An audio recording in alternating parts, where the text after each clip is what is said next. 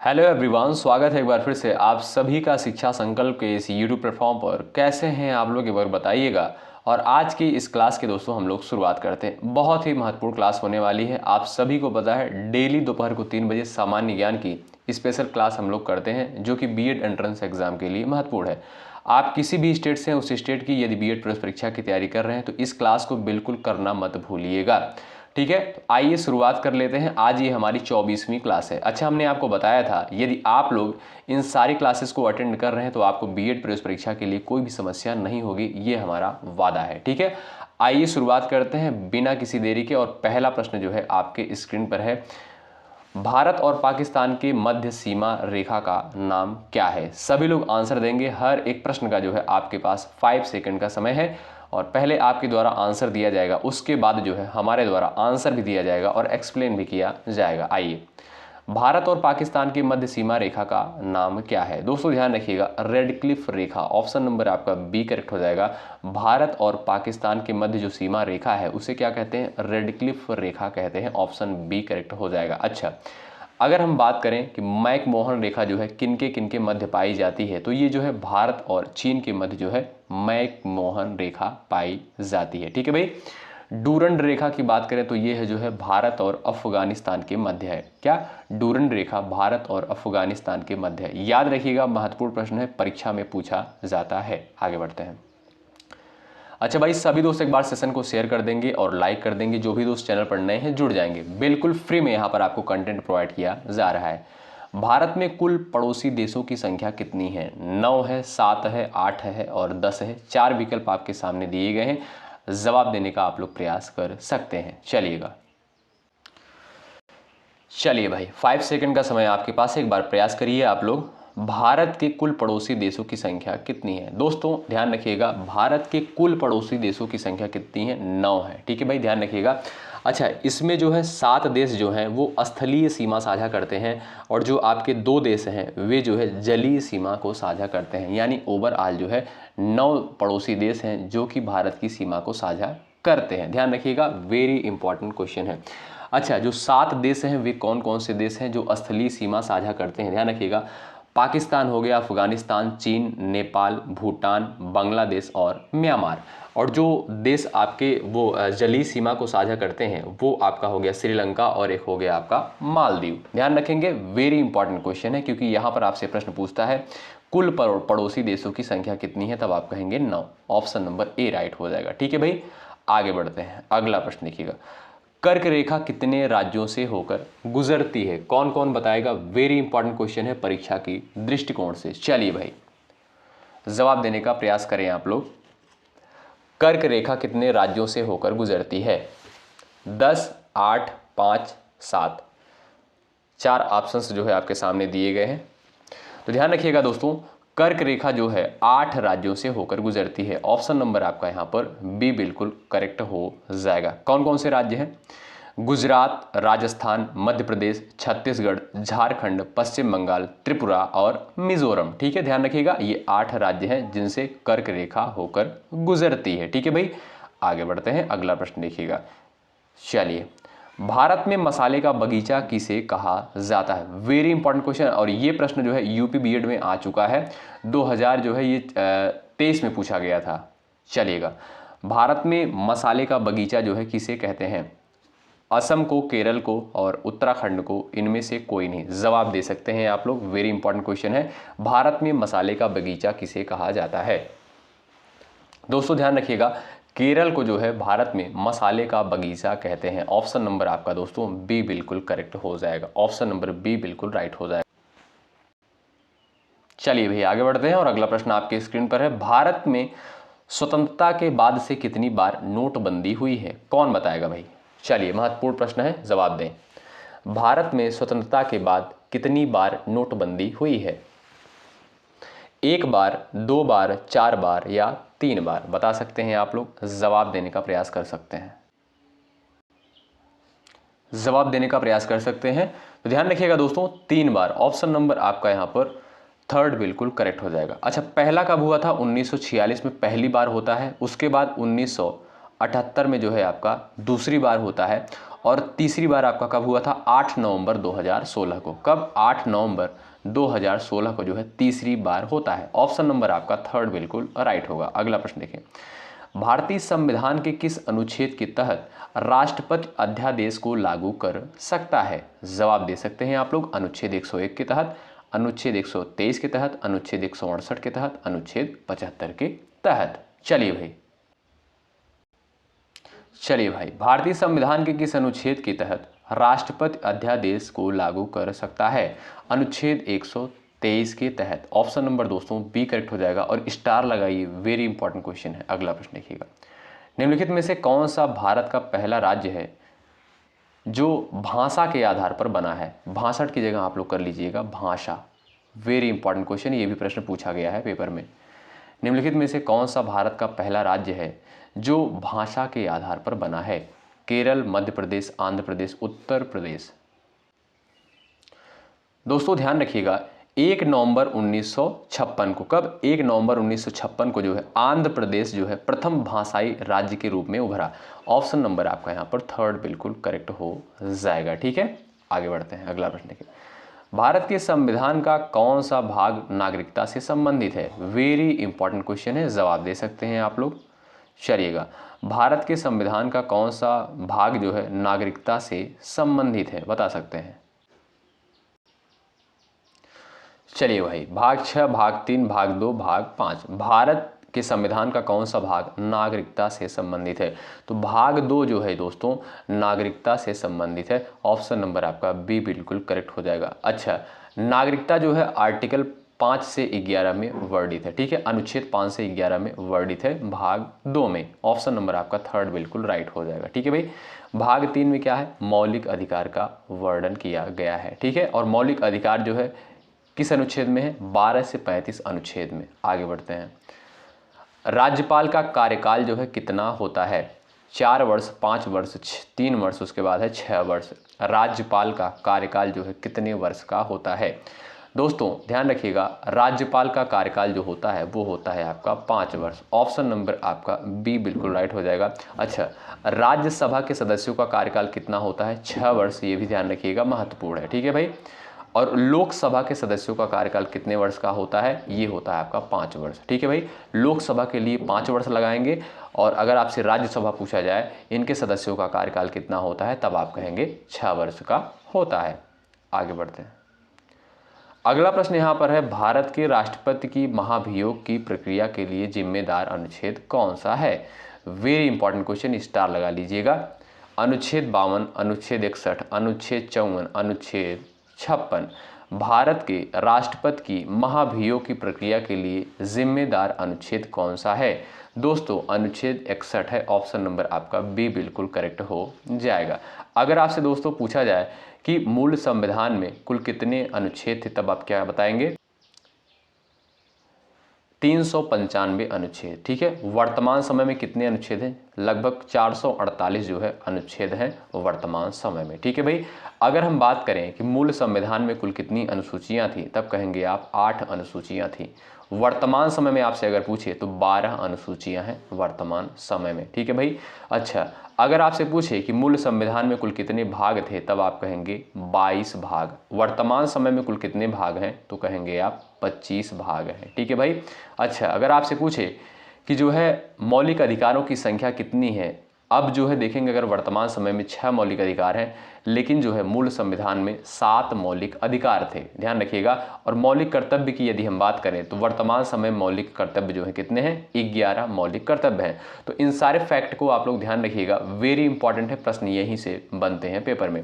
अच्छा भाई, सेशन को आप सभी लोग एक बार लाइक कर दीजिएगा। आप सभी के लिए इतना अच्छा प्रयास किया जा रहा है, बिल्कुल फ्री में कंटेंट प्रोवाइड किया जा रहा है, मेहनत किया जा रहा है, आपका कर्तव्य बनता है एक लाइक ज़रूर करें। और लाइक के लिए मैं इसलिए बोलता हूं, इससे मुझे कोई पैसा नहीं मिलता है, बस ये है कि आपका ये वीडियो जो है और सारे स्टूडेंट के पास जाएगा। चलिए भाई, हड़प्पा के एक बंदरगाह का नाम बताइए। सिकंदरिया, लोथल, कलिबंगा, इनमें से कोई नहीं, कौन बताएगा? बताएं, हड़प्पा के एक बंदरगाह का नाम बताइए।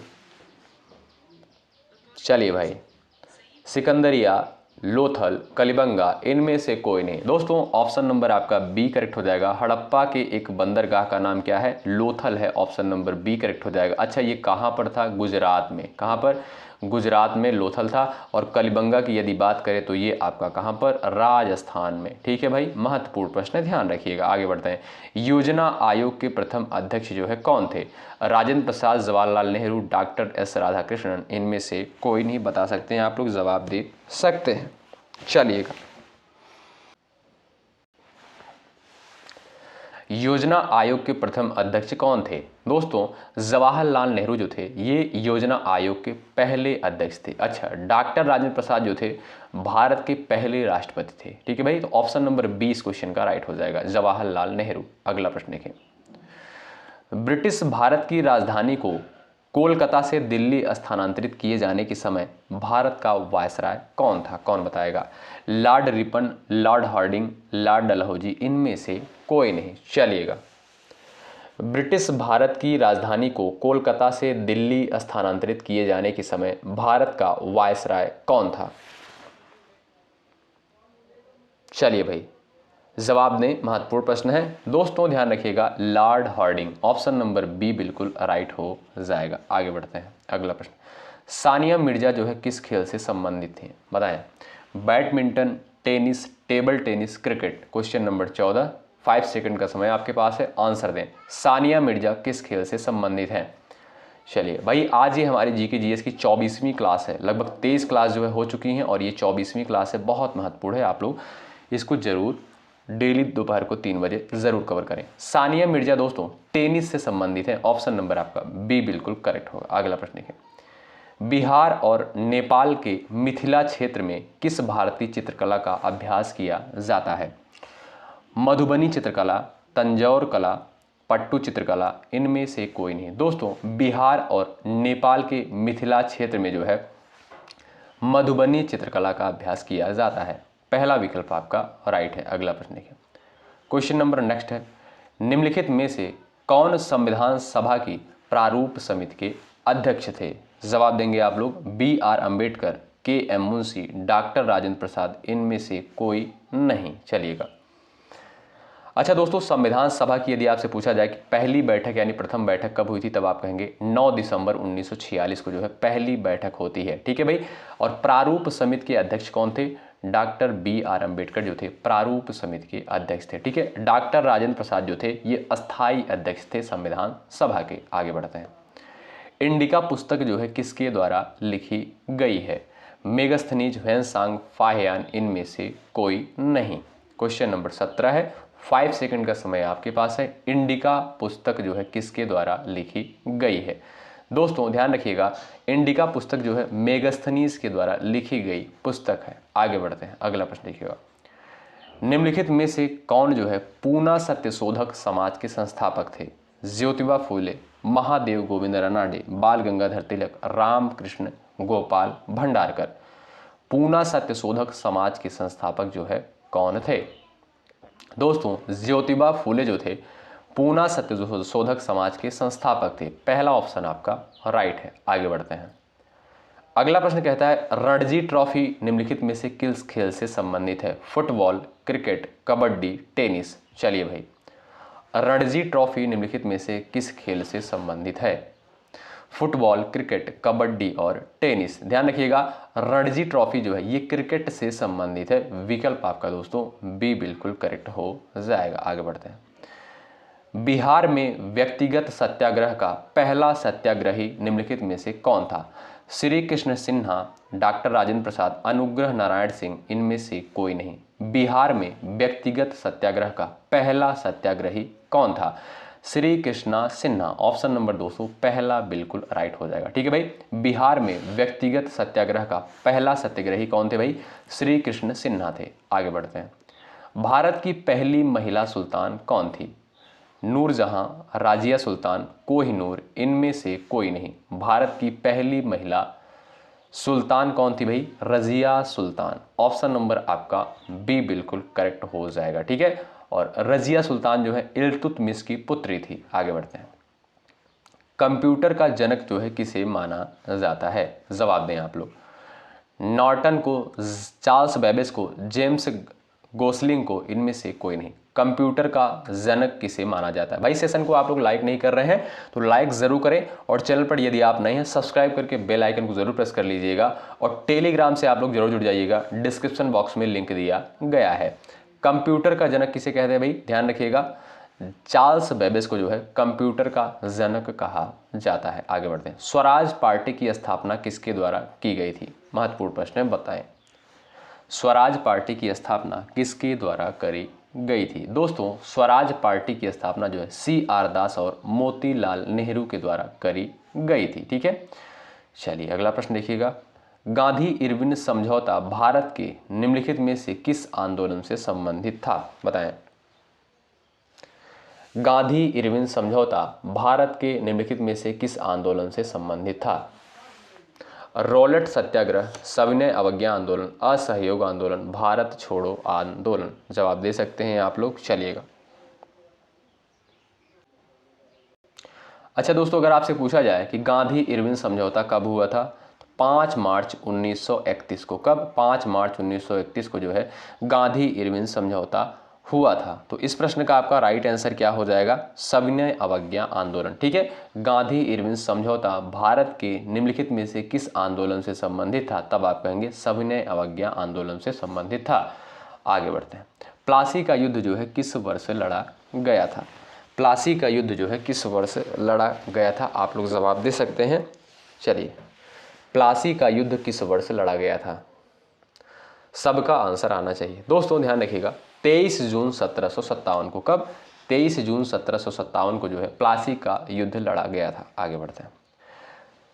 अगला प्रश्न कहता है, महात्मा गांधी द्वारा शुरू किया गया पहला जन आंदोलन जो है कौन सा था?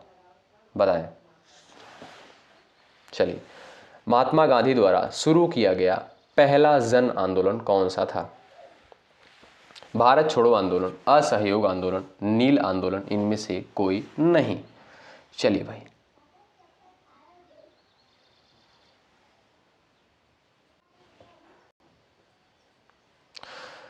तो भाई राइट आंसर हो जाएगा आपका असहयोग आंदोलन। ठीक है, महात्मा गांधी द्वारा शुरू किया गया पहला जन आंदोलन था असहयोग आंदोलन। आगे बढ़ते हैं। बंगाल विभाजन किस वर्ष रद्द कर दिया गया था? बताएं।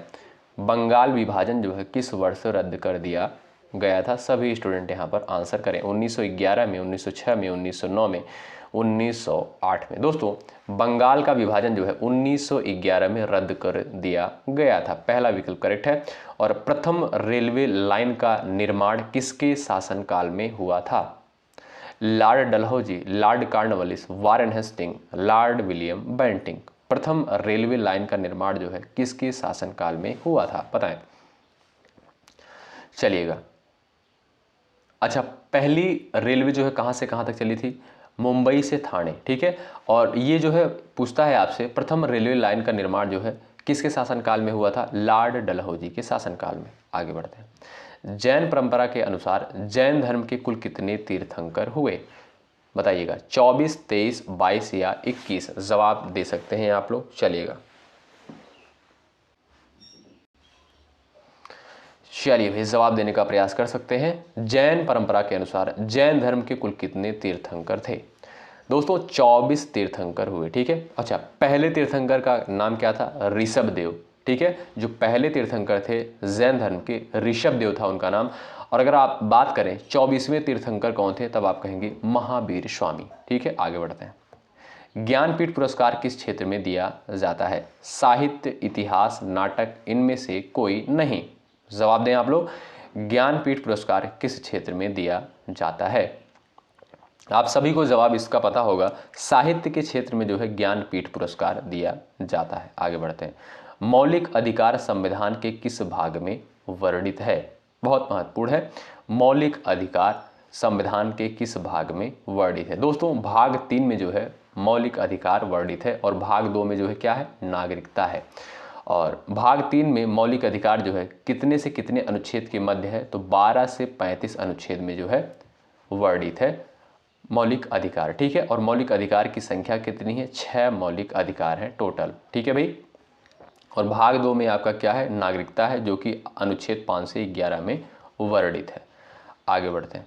हड़प्पा सभ्यता की खोज जो है किस वर्ष हुई थी? 1935 में, 42 में, 1 में, 1921 में। दोस्तों हड़प्पा सभ्यता की खोज जो है 1921 में दयाराम साहनी के द्वारा करी गई। ऑप्शन नंबर आपका डी बिल्कुल करेक्ट होगा।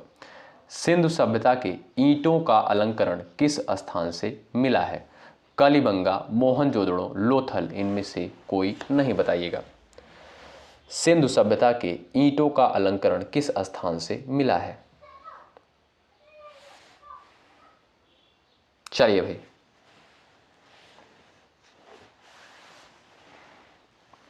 दोस्तों ध्यान रखिएगा, सिंधु सभ्यता के ईंटों का अलंकरण अगर आपसे पूछा जाए, बहुत महत्वपूर्ण है, पूछा जाता है प्रश्न पेपर में, तो राजस्थान के हनुमानगढ़ जिले में स्थित कालीबंगा से मिला है। ऑप्शन नंबर आपका ए बिल्कुल राइट हो जाएगा। ठीक है भाई, तो कालीबंगा कहाँ पर है? आपसे पूछता है प्रश्न। कालीबंगा जो है एक प्राचीन सिंधु घाटी स्थल है, ये आपसे पूछेगा कहाँ पर है, तब आप क्या बताएंगे? राजस्थान में। अच्छा, लोथल अगर आपसे पूछे तब आप क्या बताएंगे?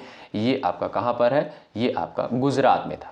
ठीक है भाई, आगे बढ़ते हैं। गुप्त वंश का संस्थापक कौन था? बता दीजिए भाई। चलिए, गुप्त वंश का संस्थापक कौन था? चंद्रगुप्त प्रथम, श्रीगुप्त, घटोत्कच, इनमें से कोई नहीं। चलिएगा, तो भाई गुप्त वंश का जो संस्थापक था दोस्तों, श्रीगुप्त को माना जाता है। ऑप्शन आपका यहाँ पर दोस्तों सेकंड बिल्कुल राइट हो जाएगा। आगे बढ़ते हैं। 1857 का विद्रोह जो है कहाँ से प्रारंभ हुआ था? दिल्ली, मेरठ, झांसी, कानपुर। ये तो बहुत बेसिक क्वेश्चन है, सबका आंसर आना चाहिए। 1857 का विद्रोह जो है कहाँ से प्रारंभ हुआ था? ये जो है आपका मेरठ से प्रारंभ हुआ था। ऑप्शन बी आपका करेक्ट है। 1857 के विद्रोह के समय भारत का गवर्नर जनरल कौन था? Dalhousie, William Bentinck, Lord Canning, इनमें से कोई नहीं, बताएं। 1857 के विद्रोह के समय भारत का गवर्नर जनरल कौन था? चलिए भाई, तो भाई लॉर्ड कैनिंग, ऑप्शन नंबर दोस्तों आपका थर्ड बिल्कुल राइट हो जाएगा। अगला प्रश्न, 1857 के विद्रोह का नेतृत्व बिहार में किसने किया था? जवाब दें आप लोग। 1857 के विद्रोह का नेतृत्व बिहार में किसने किया था? खान बहादुर खान, कुंवर सिंह, तात्या टोपे, इनमें से कोई नहीं। तो कुंवर सिंह के द्वारा जो है 1857 के विद्रोह के समय बिहार से नेतृत्व किया गया था। ठीक है भाई, कुंवर सिंह के द्वारा। वर्तमान में भारतीय संविधान में कुल कितने भाग हैं? हमने अभी आपको स्टार्टिंग में ही बता दिया था, वर्तमान समय में भारतीय संविधान में कुल 25 भाग हैं। ठीक है, मूल संविधान में 22 भाग थे। आगे बढ़ते हैं। संविधान में कुल कितनी अनुसूचियां हैं? वर्तमान समय में दोस्तों 12 अनुसूचियां हैं, मूल संविधान में कुल 8 अनुसूचियां थी। ठीक है भाई, ध्यान रखेंगे। और अनुच्छेद कितने हैं? 448। अगला प्रश्न देखिएगा, कौटिल्य का अर्थशास्त्र किस पहलू पर प्रकाश डालता है? बताएं आप लोग। कौटिल्य का अर्थशास्त्र किस पहलू पर प्रकाश डालता है?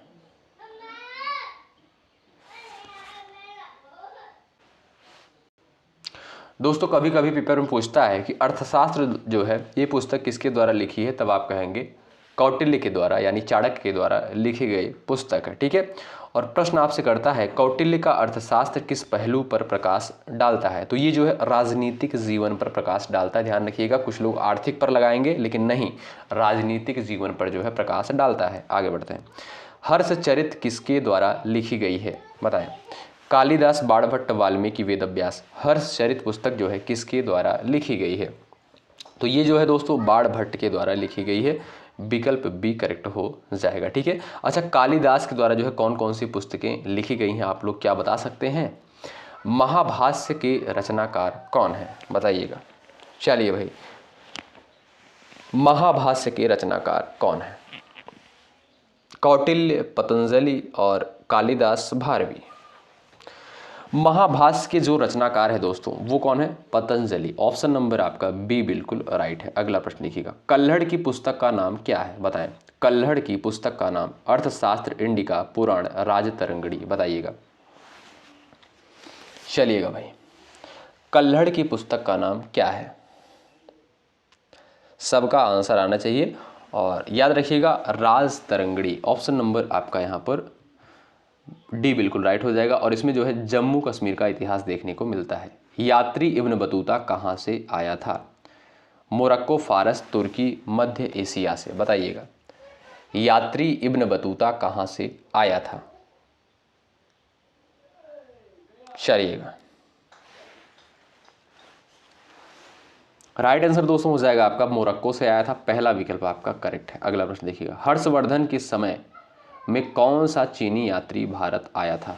बताएं। हर्षवर्धन के समय कौन सा चीनी यात्री भारत आया था? फाहियान, मेगस्थनीज, भेन्सांग, इनमें से कोई नहीं। दोस्तों ध्यान रखिएगा, हर्षवर्धन के समय जो है कौन आया था?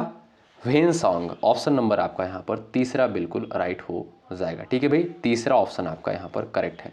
तो दोस्तों यहाँ पर हमने लगभग 40 प्लस प्रश्नों को कवर किया है जीके जीएस की, और बहुत ही इंपॉर्टेंट प्रश्न थे ये परीक्षा के दृष्टिकोण से। यदि आप बीएड एंट्रेंस एग्जाम 2025 की तैयारी कर रहे हैं, किसी भी स्टेट से हैं, तो इन सारी क्लासेस को ज़रूर अटेंड करें। आज ही हमारी 24वीं क्लास है। अगर आप लोग इन सारी क्लासेस को अटेंड कर रहे हैं तो बीएड प्रवेश परीक्षा में आपको बहुत ही कंफर्टेबल महसूस होगा, क्योंकि ये सारे प्रश्न परीक्षा के दृष्टिकोण से महत्वपूर्ण है। अच्छा, ये आपको कैसे पता चलेगा कि ये महत्वपूर्ण है? जब आप लोग प्रीवियस ईयर क्वेश्चन पेपर देखेंगे उठाकर और सिलेबस देखेंगे, तो उसी के अकॉर्डिंग यहाँ पर जो है चीज़ें आपको प्रोवाइड करी जा रही हैं। अच्छा, जो भी साथी चैनल पर नए हैं वे लोग जुड़ जाएंगे। 11:30 बजे हम लोग करंट अफेयर को कवर करते हैं, और उसके बाद जो है 3 बजे सामान्य ज्ञान स्पेशल होता है। उसके बाद रात को 8:30 बजे हम लोग सामान्य हिंदी स्पेशल होता है, और इसमें बहुत सारे स्टूडेंट लाइव पार्टिसिपेट करते हैं। आप लोग भी जुड़ना बिल्कुल मत भूलिएगा। जो स्टूडेंट नए चैनल से जुड़ जाएंगे, बिल्कुल फ्री में यहाँ पर आपको चीज़ें प्रोवाइड की जा रही हैं। और टेलीग्राम का लिंक जो है इस वीडियो के डिस्क्रिप्शन बॉक्स में दिया गया है। सभी स्टूडेंट जो है टेलीग्राम चैनल से ज़रूर जुड़ जाएँ। तो चलिए, बहुत बहुत शुक्रिया अंत तक बने रहने के लिए। धन्यवाद। जय हिंद, जय भारत।